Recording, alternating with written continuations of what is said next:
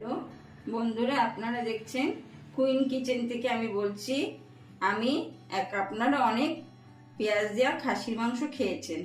এবার আমি একটা পেঁয়াজ ছাড়া খাসির মাংস করছি। দেখুন, খুব সুস্বাদু হবে। আপনারা করে খাবেন, কত ভালো লাগে দেখবেন।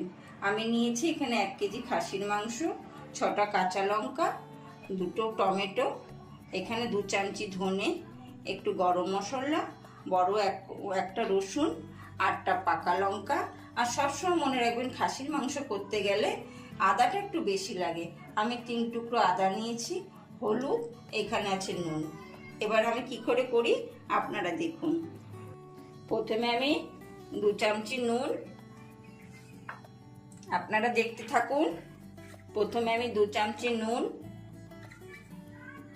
পরিমাণ মতন হলুদ,